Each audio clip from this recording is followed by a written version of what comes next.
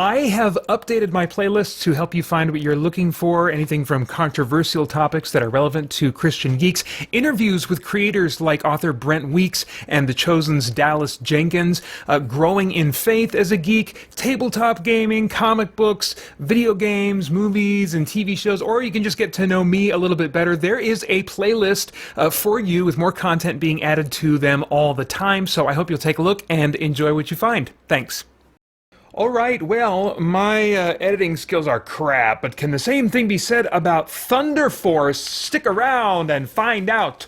Bum ba ba bum ba dum. Jaga jaga jaga bum ba ba bum ba ba ba.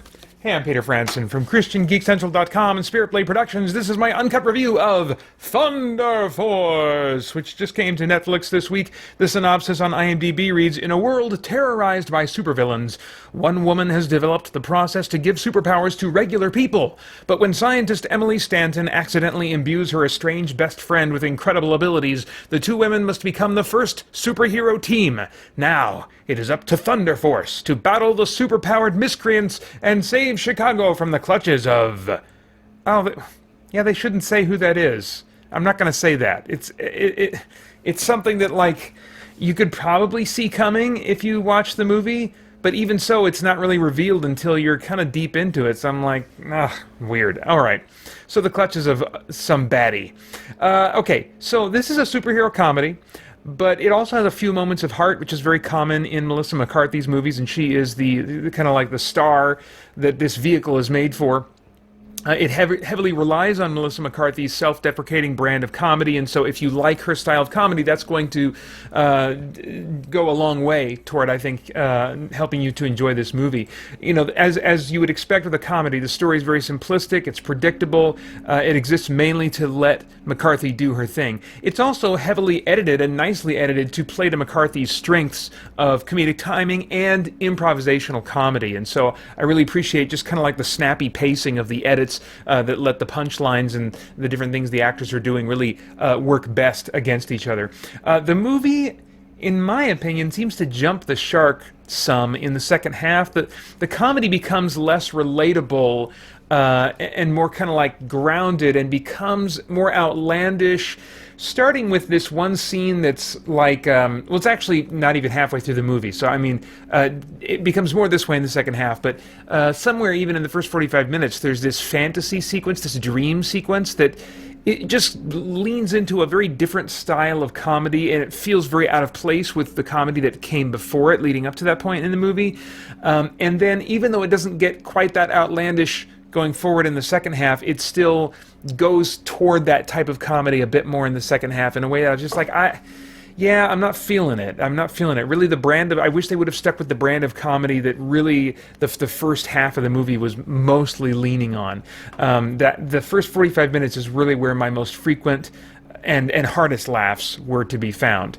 As far as the cast goes, Melissa McCarthy, you know, this is a movie that's made for her. I mean, Octavia Spencer is also a big name that is kind of with her, but it is more of a McCarthy movie than it is for Octavia Spencer.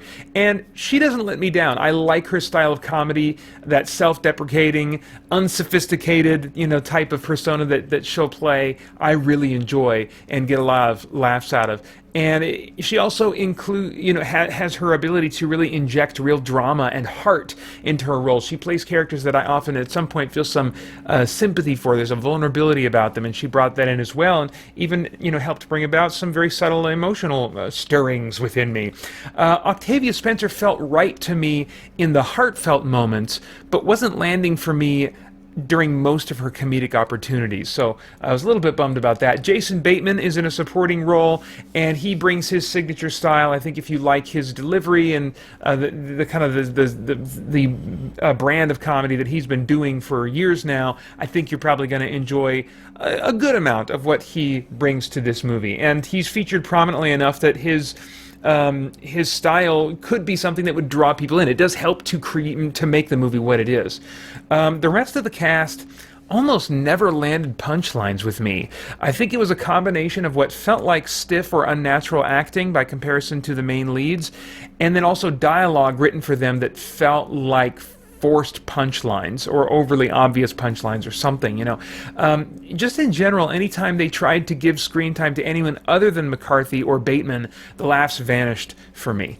Okay, as far as stunts and visuals go, the quality you would expect from a comedy is what you get in this movie. And there's a big difference between an action comedy and a straight-up action movie. And so the effects do have that cheaper kind of look to them that is going to be typical of a comedy. Still some impressive stuff given McCarthy's build, some wire work stuff that I was like, wow, she was game for that and really pulled that off. I mean, unless maybe they did a little bit of body swapping with CG trickery that I didn't notice because it just happened in such a blur or whatever, but I think there were definitely at least a few moments that I was just impressed with the wire work and the stunt work that she was willing and able to do. And even like maybe just one or two brief instances of genuinely cool-looking fight choreography.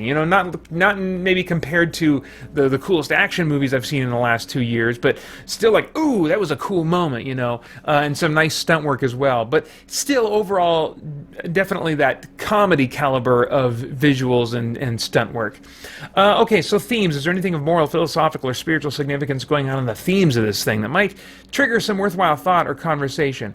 Well, I think there's a general light theme of female empowerment. It's not like heavy-handed or preachy or something like that, but by the climax you notice, oh, the heroes are really the women, and almost of equal note to me is giving power to those without chiseled athletic bodies.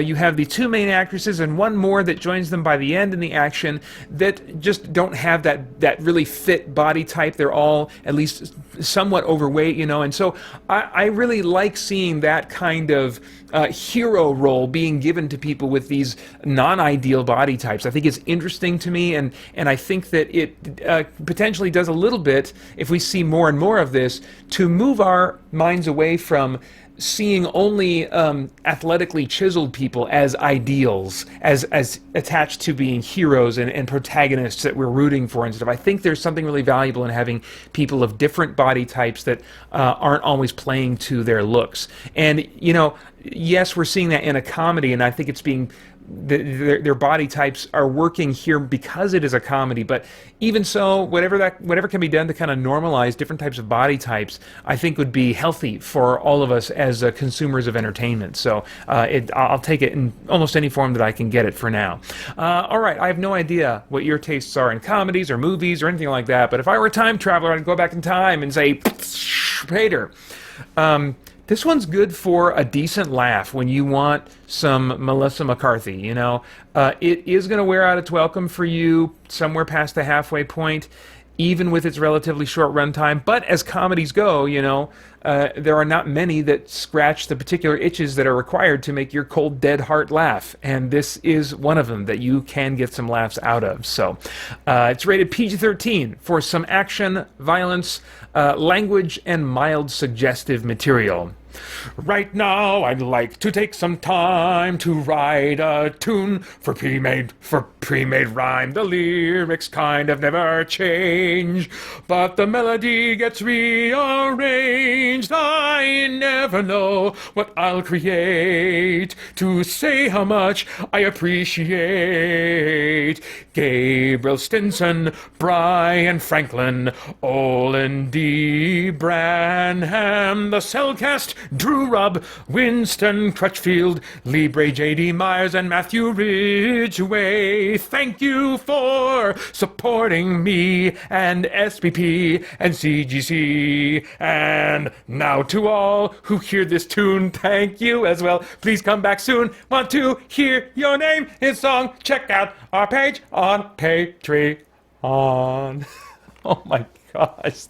I don't know what happened there. Those are my thoughts. I would love to get yours in the comments below. Please like, share, subscribe, click that bell to stay connected. I want to thank the Spirit Blade Insiders for making this review possible. For more information about the benefits of joining, you can go to patreon.com/Spirit Blade Productions. And then, of course, I hope you'll join us soon over at christiangeekcentral.com as we continue to geek out and seek the truth. Hey guys, thanks for tuning in. We've got a ton going on here at Spirit Blade Productions and Christian Geek Central, including our in-depth Bible study for geeks, movie, game, and other entertainment reviews or commentary, live streams, Christian geek news, original audio dramas, and tons more. And on top of all that, you can become a Spirit Blade insider with an influential voice and get access to exclusive content and rewards. It's your involvement as a patron that will keep all of this going and growing, so I want to thank you for your consideration in that. For more information, please check out our Patreon page through the link below at patreon.com/spiritbladeproductions. Thanks for listening.